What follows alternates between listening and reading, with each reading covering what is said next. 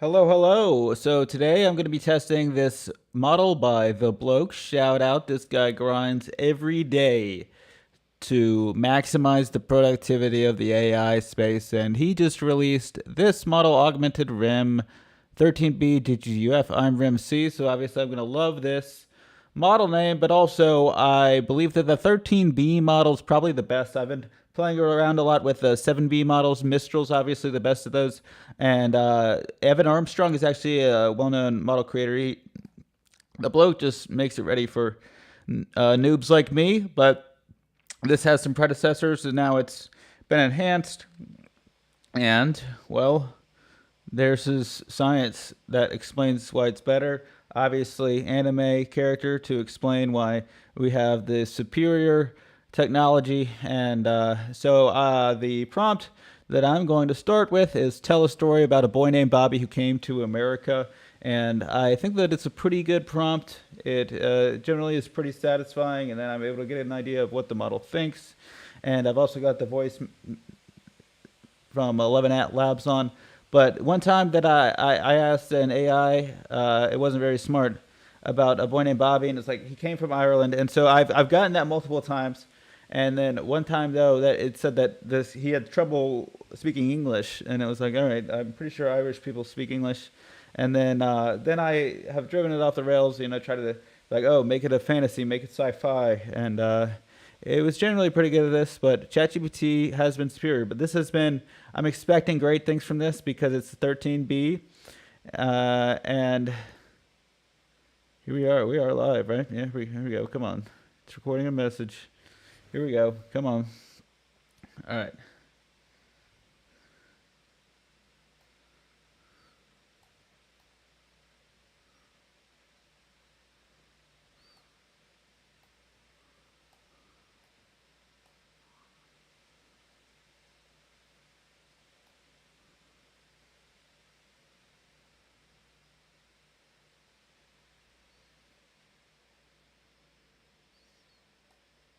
Come on.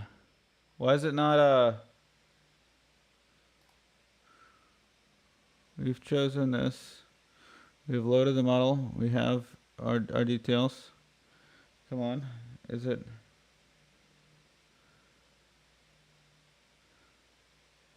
I feel like according to this, it's not recording a voice message. Oh no. Let's go ahead and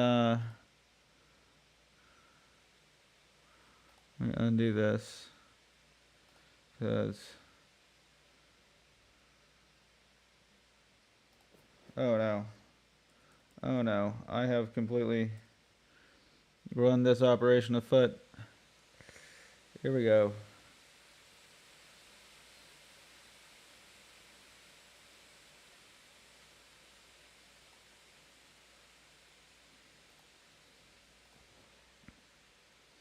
I have to see if that actually worked. All right.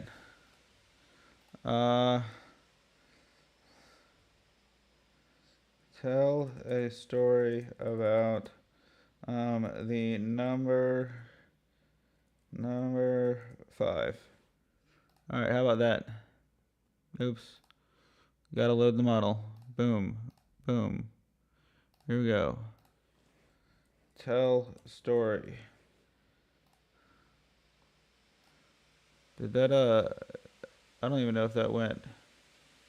Usage analytics.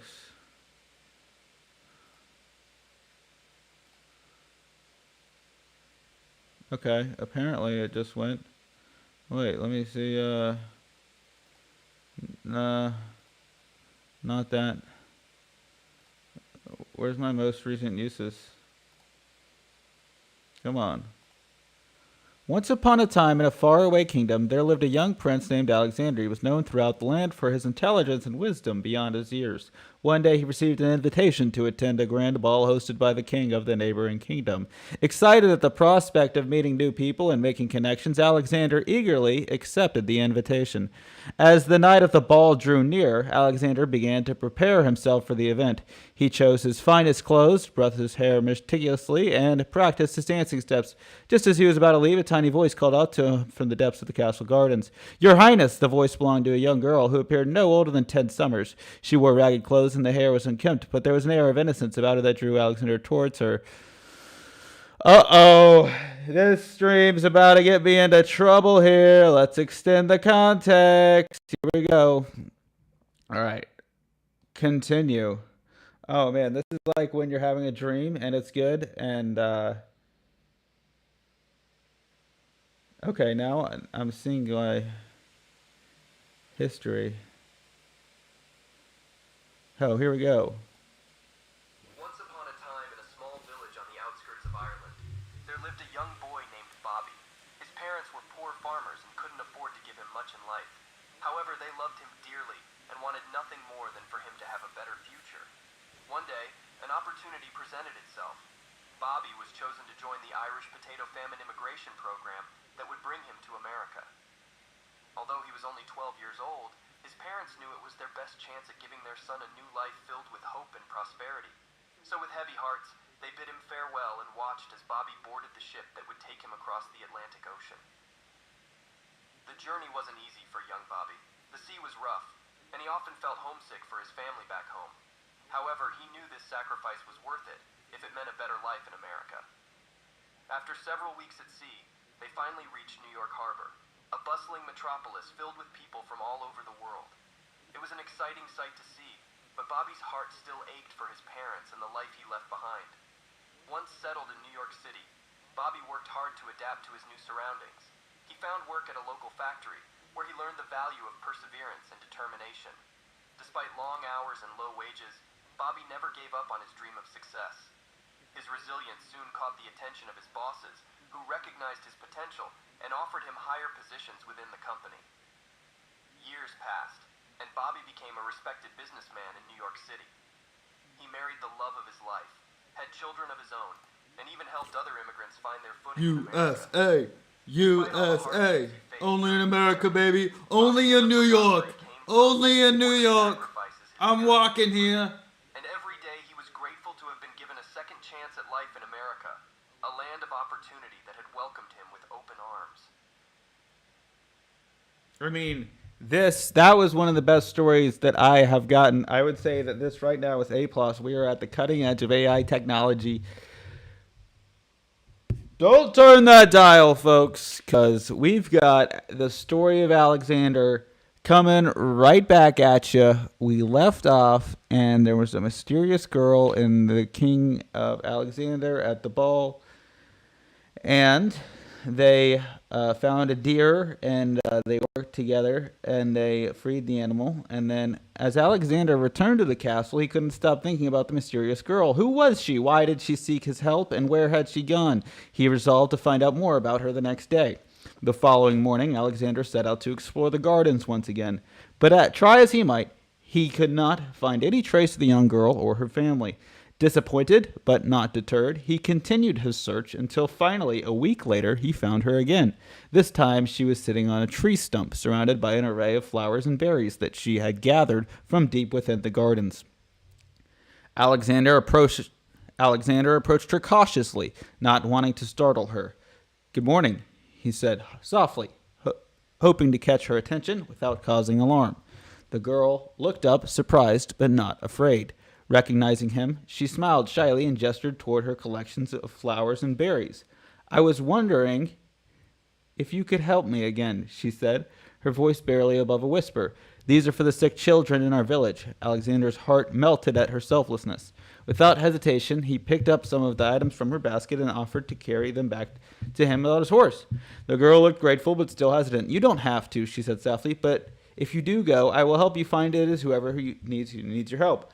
Her words hung in the air, a promise and challenge all wrapped up in one. Alexander nodded solemnly, his mind made up. He would keep his end of the bargain, no matter what it took. With the girl's basket secure on his horse, Alexander set out for the village. It was farther than he had expected, but with each step they took together, a bond began to form with them that neither could deny. When they finally arrived at the tiny hamlet nestled deep in the forest, Alexander introduced himself and presented the girl's gifts to the villagers, who welcomed him warmly. As he prepared to leave, the village elder approached him with a solemn expression on his face. Your Highness, he said, bowing his head respectfully, we are in great need of your help. Alexander felt his heart pounding in his chest as he listened carefully to their request. Their only child had fallen ill, and there was nothing they could do for her. The girl's father looked at them pleadingly, desperation etched on his face. Without hesitation, Alexander promised him that he would do whatever he could take to save the little girl, rode back to the castle, found what he was looking for, saves the day. They became fast friends, sharing store, and when it came, they felt okay. So basically, the king shows up, meets a little girl, and then he saves her village somehow. All right, the end. That's the whole story. So I want to see what happens if I do impersonate. Tell the story again. Interesting. And it'll, I assume it will do that. Okay. So that's not that exciting. Let's tell a story and use descriptions the way Neil Stevenson does.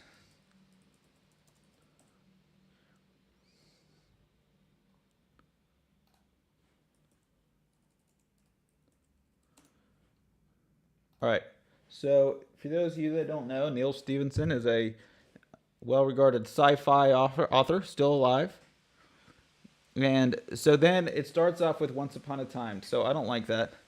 And now there's a young girl named Elsa. So perhaps this was trained on Disney data.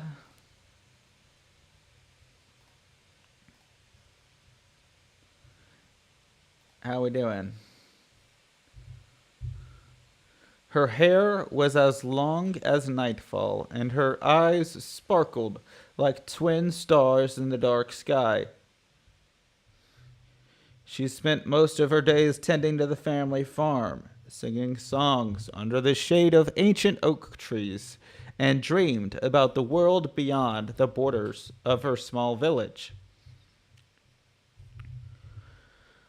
One day, while she was gathering firewood deep within the forest, she stumbled upon a mysterious glow emanating from a cave. Curiosity getting the better of her, Elsa ventured inside to investigate. As she stepped into the dimly lit interior, her heart skipped a beat as she saw an old man seated on a stone throne, his face illuminated by a soft glow of dozens of candles surrounding him. She said, what am I looking on? This is like the weirdest thing I've ever seen. An old man walking on. All right. So I'm gonna say this isn't gonna appeal to Gen Z audiences.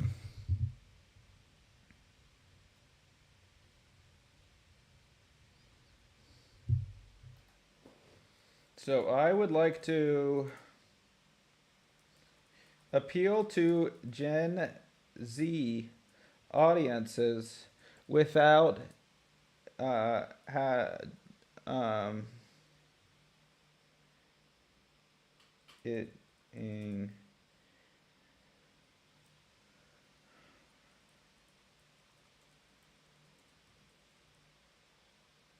How do you do, fellow kids?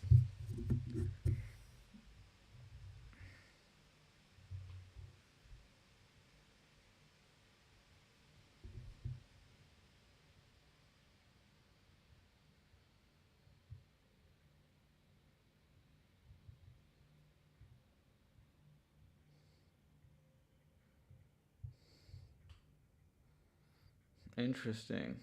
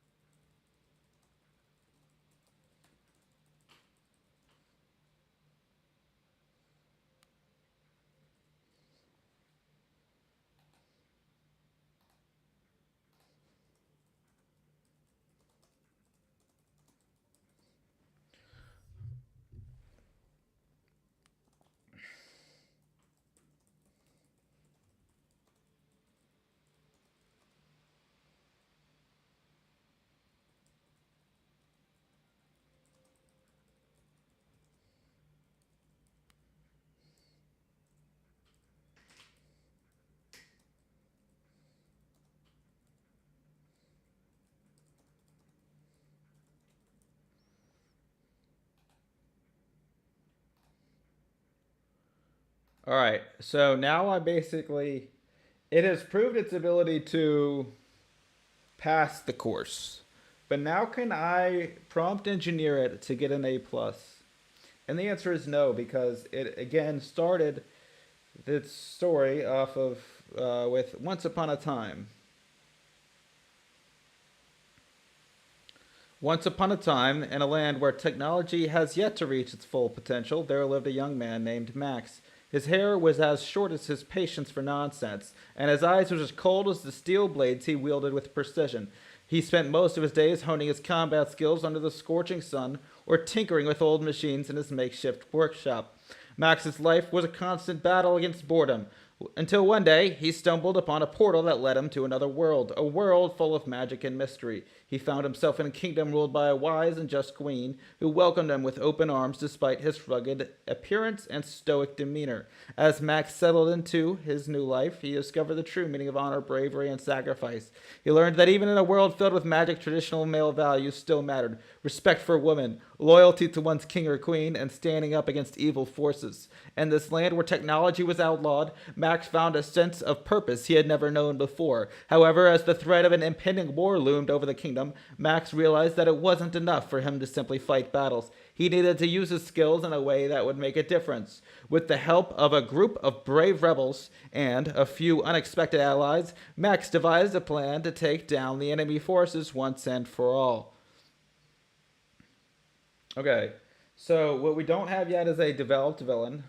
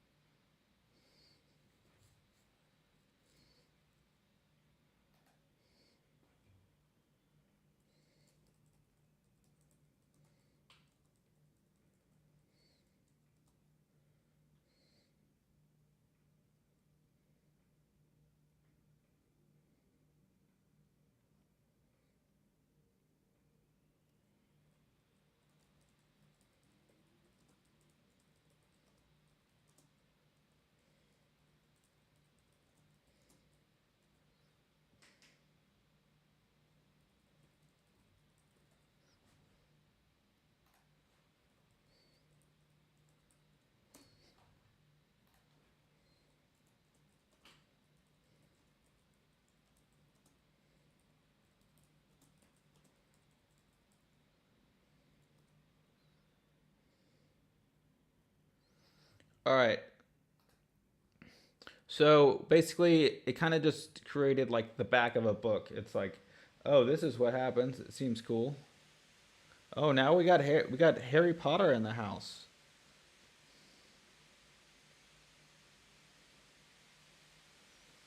So it doesn't seem to understand context very well, extending the context, because now it's basically seems like it only just replies to your most recent post. So maybe I need to be using the instruct model instead.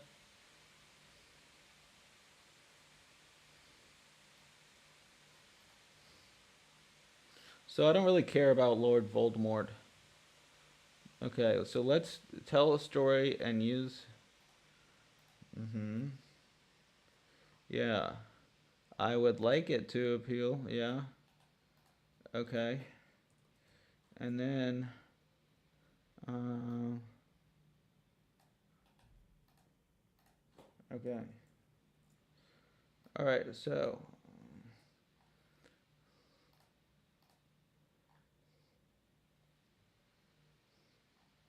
all right, now we're gonna reactivate 11 labs, and we're gonna get this narrated. Okay, and I need to go over here and grab my API key. So let me just profile, place it in here, refresh the page, and then I will click on TTS voice, go to Alex Expressive Narrator, scroll up so the API key isn't visible, bring this back, press generate. And I haven't loaded a model, have I? Maybe I have. It seems to. Okay, so it seems like it's loaded the model, seems like it's ready. So I think that we're gonna go ahead and have it go. And now this is gonna be our last go at it. We're gonna see. All right, the prompt is let's tell a story and use descriptions the way Neil Stevenson does. I would like it to appeal to Gen Z audiences without it being how do you do, fellow kids, and use better description, stoic male characters, traditional female values, not woke BS, and have a sense of humor. Craft a story from scratch and develop a world unlike any imagined, however still reminiscent of our own.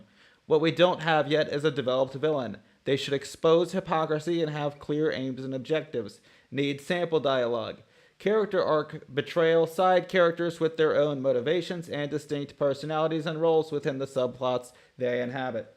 Alright, so basically we're, saying like, oh, we want like a good story. Like if you just said, hey, can you give me a good story? It'll do this canned garbage. So I think that I have established kind of what makes a good story that ChatGPT maybe struggles with.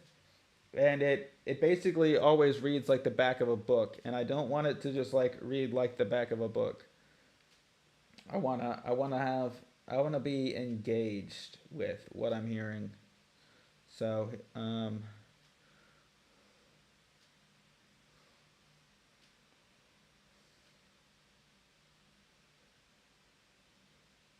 but I really like this model. I think it's the best. So far, I have no reason to say that it's not the best storytelling model that exists, and it's local. Let's go ahead and see.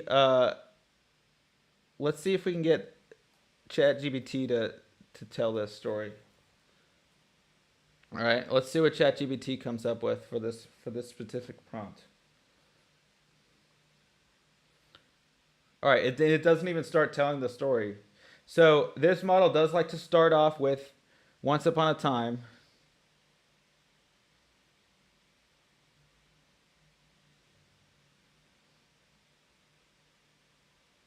Varric, that is a great name. His aims are to dismantle the existing power structures to create a more equitable society, but his methods are ruthless and morally ambiguous. That's the kind of villain I want. I like this. The facade of their utopia crumbles under the weight of their lies. We will be the hammer that breaks it. Oh man, I love Varric, dude. Okay, so I like this. I like this story. I mean, yeah, it does like a framework. It's like, all right, so this basically created an outline for a pretty good story. I like it. We have basically some actual development, some actual plot points that are like would be interesting to hear. So that's a pro. That's a plus. We like that. We like that.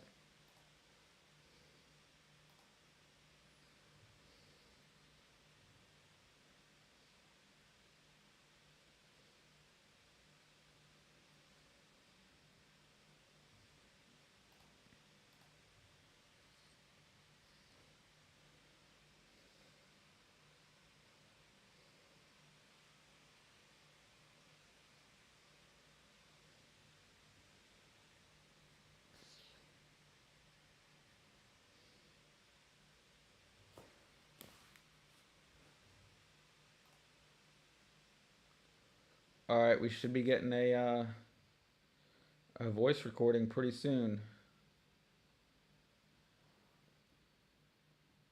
And so I'm trying to figure out how to use the default and like notebook, like adjusting like the um, this stuff. I did like uncommon questions and answers and like opinionated answer uh, before I refreshed the page, but now it's back to common sense. So hopefully that didn't zog it. I think that this probably will be more of a back of the book type thing that we get.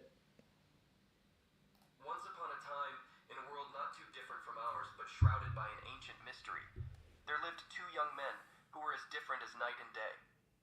One was named Evan, a stoic figure with piercing blue eyes that seemed to see right through you. The other was Carter, his best friend since childhood, whose wit and humor often lightened up their gloomy world. They found themselves in the midst of a turbulent era where technology had advanced, but morals had regressed. Society had become a labyrinth of deceit, hypocrisy, and chaos. It was a place where the strong trampled on the weak, and corruption ruled over justice. Evan and Carter found themselves trapped in this maze, each with their own dreams and aspirations, yet both aware that they were mere pawns in a game much bigger than them. As fate would have it, they stumbled upon an enigmatic figure who offered them the chance to change their destiny. This stranger, whose true identity remained shrouded in mystery, introduced them to a secret society with roots as old as time itself. The society's mission was to fight against the corruption that had plagued their world and restore balance by any means necessary. Evan and Carter were intrigued but wary. They knew all too well the dangers of getting involved in such matters. Nevertheless, they agreed to join, hoping that this might be their chance for redemption. They underwent intense training, honing their skills until they became masters of combat and espionage. As they delved deeper into the society's operations, they discovered a sinister force at work, an organization hell-bent on controlling everything, even reality itself. This evil entity was led by a man who called himself the Architect, a name that sent shivers down their spines with its ominous implications. Their first encounter with the enemy only served to harden their resolve.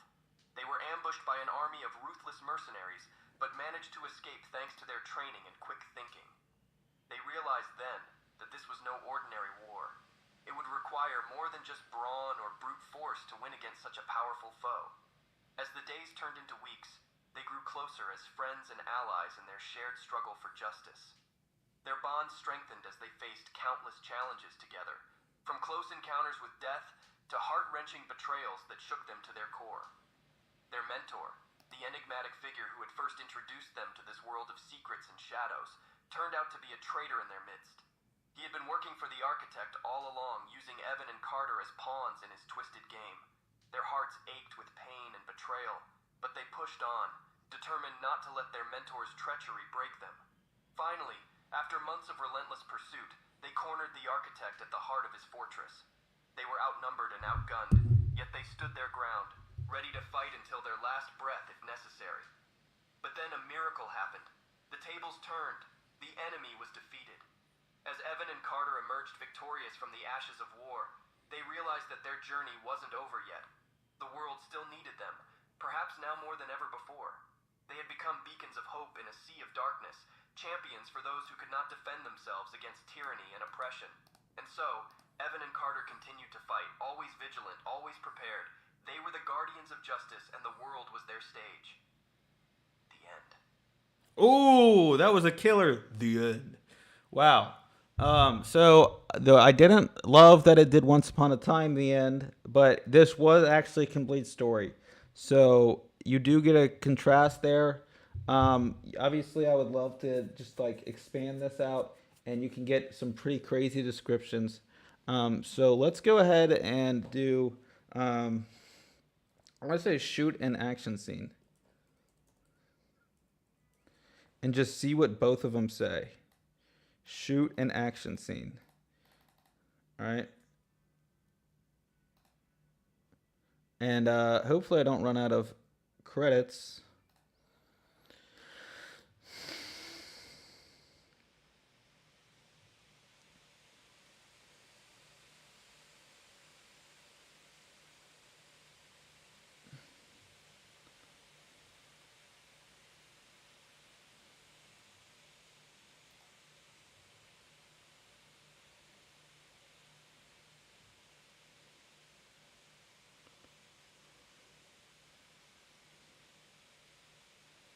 So part of this is context. If you had longer context, I think that this thing would be able to just keep going. It would need to be guided.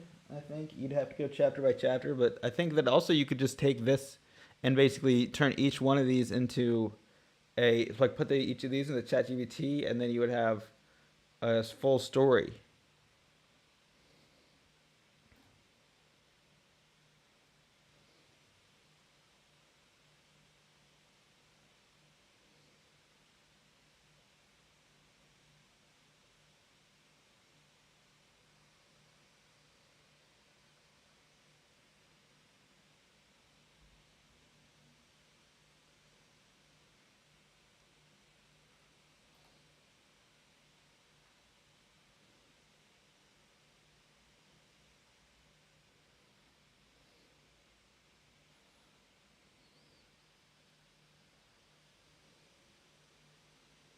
I like the Architect. I think that that's a great villain name versus Varric. I mean, these are both pretty good villain names, but Varric is just a little bit too canned out. I think the Architect is like a kind of signature enough, but it's like it seems like there should be a villain already named the Architect, really. But like both of them, they did follow the theme, right? Okay, so there is a Batman villain named the Architect.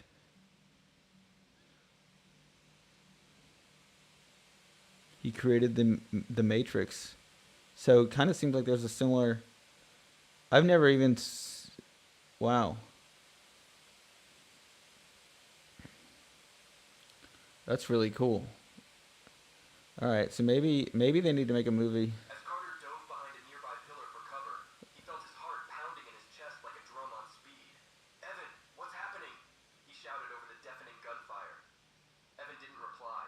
Instead, he sprinted towards the enemy line, his sword drawn and ready. He leapt into the air, avoiding bullets that would have made mincemeat out of him if they hit their mark. With a swift motion, he swung his sword, cleaving two enemies in half at once. Their blood spurted like fountains as their lifeless bodies fell to the ground. Evan landed with a thud, rolling onto his feet and drawing another katana from his belt. He was surrounded on all sides by enemy soldiers, but he didn't falter for a second. With lightning-fast reflexes, he deflected bullets and sliced through enemies like they were made of paper. Carter watched in awe as Evan took down the last soldier with a final brutal blow to the head. "Whoa!" Carter exclaimed, his voice filled with admiration. "That was amazing." "Get ready," Evan said, his tone serious as he surveyed their surroundings for any signs of danger. "We're not out of this yet." As they fought their way through the enemy stronghold, it became clear that the Architect wasn't going down without a fight. But Evan and Carter were determined to bring him to justice, no matter what it took. And so, they continued to battle on, their resolve stronger than ever before. Yo, this AI, this is very proof, right here, that this AI is better than ChatGPT. Like the amount of violence that it did was actually it was actually descriptive. Like this line right here: as Carter dove behind a nearby pillar for cover, he felt his heart pounding in his chest like a drum on speed. Like that is a line ChatGPT would never come up with because it's too woke. Like, uh, and it's like too, or at least nanny state, you know. Um, so yeah, I highly recommend this model. I'm gonna go ahead and give it an A plus model rating, stamp of approval. This is state of the art. Let's go. Congratulations to all the people that worked on this model.